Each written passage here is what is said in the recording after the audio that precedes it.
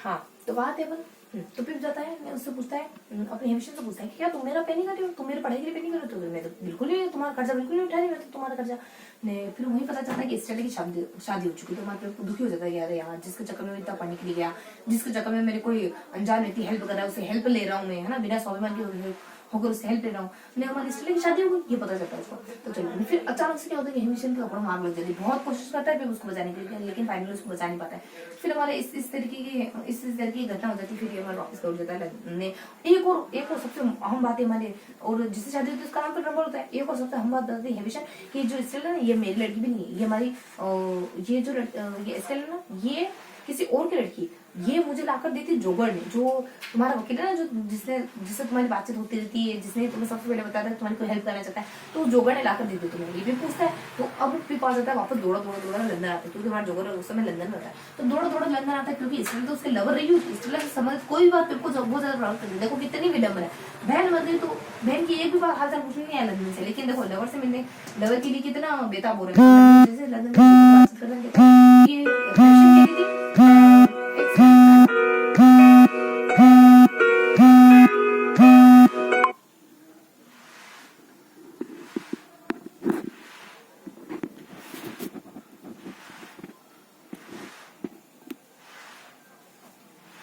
हाँ तो देखो आते पर कि हेविसन कह रही थी कि उसकी एस्ट्रेला उसकी बेटी नहीं है, एस्ट्रेला तो तुमने उसके लाकर दी थी, तो बताओ तुम्हें कहाँ से मिली थी एस्ट्रेला? तो कहते हैं मेरी जो एक मेड थी ना, सर्वेंट थी ना, मोली, उसकी बेटी है एस्ट्रेला। तो कैसे पता चलता है कि इसके पापा कौन है? फिर तो इसके पिता के बारे में पता चलता है कि वही मेघविज अपराधी इसका बाप है, जो तुमसे आकर मिला था। तो अब पिप को पता चल जाता है, दौड़ा मेघविज के पास जाता है। देखो मेघविज है ना, गिरफ्तार कर ले जाता बेचारा। क्यों? क्योंकि ये अपने वहाँ ऑस्ट्रेलिया से आकर के जो अपने पिप से मिलता है ना, मतलब कि इसको आना बैन होता है इसका, लेकिन ये फिर भी ऑस्ट्रेलिया में रह रहा होता है। और ये ऑस्ट्रेलिया जो मतलब अपराधी होता है, लेकिन अपराधी ये भाग कर आया होता है और पिप से मिलता है ना, कहता है ना कि मैं तुम्हारी मदद कर रहा हूँ। तो इस तरीके से जो पिप से मिलता है ना, तो ये घटना इलीगली होती है, क्योंकि तो भाग के आया हुआ होता है, जेल से फरार होकर आया हुआ होता है। तो इसी गुनाह के चक्कर में इसको वापस जेल में डाल दिया जाता है।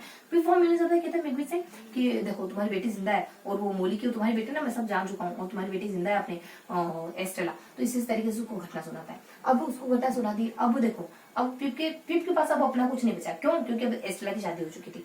दूसरी बात, उसकी बहन मारी जा चुकी थी। तीसरी बात, लंदन में इसके बहुत सारे कर्जे हो चुके थे। चौथी बात, ये जो के साथ भी बहुत बुरा बर्ताव करता है। पता है बीजी जब जो में लेके आता ना, एक बार जब ये लंदन में पढ़ा होता नहीं, एक बार अपने इसके बहन के मरने से पहले जब ये गाँव नहीं आया था ना, उससे पहले जो इससे मिलने के लिए जाता है, उससे पहले तो बहुत अच्छी फ्रेंडशिप थी इन दोनों की। लेकिन जो जब मिले गए ना, तो बहुत दुत्कार है, इसने बहुत बुरी तरीके से बात करें, कहा ये बहुत अच्छे दोस्त हुआ करते थे। तो अब इसको मतलब कि अपनी जिंदगी से अब ऐसा लग रहा है कि इसकी जिंदगी पूरी अंधकार में चली गई, कुछ अच्छा इसके साथ होने नहीं वाला है।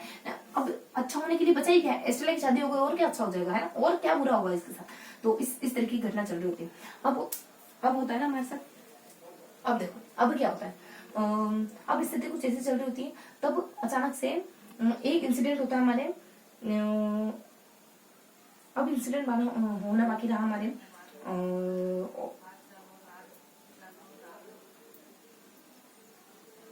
हाँ, अब एक अच्छी घटना इसकी जिंदगी में होती है। क्या अच्छी घटना होती है इसकी जिंदगी में? कि बाद जो जियो होता है ना, अब इसकी बहुत कंडीशन बुरी हो जाती है। तो जो होता है ना, वहाँ लंदन में आता है, इसको टैकल करता है। क्या टैकल करता है? पिप के सारे कर्जे वर्जे उतार देता है, उसको अपने साथ गाँव में लेके आता है। और जैसे गाँव में लेके आता है, तो क्या देखता है कि सबकी शादियां हो चुकी है। अब वो उसके लिए बचा क्या? तो ये मतलब कि निराश हो जाता है, सबको देख के निराश हो जाता है। हमारे 11 साल के लिए मर्चेंट बनने के लिए कहीं और चला जाता है, और 11 साल के बाद जब मर्चेंट का काम करने के बाद जब वापस अपने गाँव में लौटता है ना, तो क्या देखता है कि पहले तो गाँव में आया था ना, ये इस उम्मीद से आया था कि मैं अब तो बीडी के साथ शादी कर लूंगा, लेकिन पता चला कि बीडी भी हमारे जो के साथ सेट हो गई। तो अब इसकी और बची कुछ उम्मीद टूट जाती है। तब जाके डिसाइड करता है कि मैं 11 साल के लिए मर्चेंट बनने के लिए जाऊंगा। और जब मर्चेंट बनने के लिए जाता है ना अपने मैथ्यू के साथ, जब वापस आता है ना, तो क्या देखता है?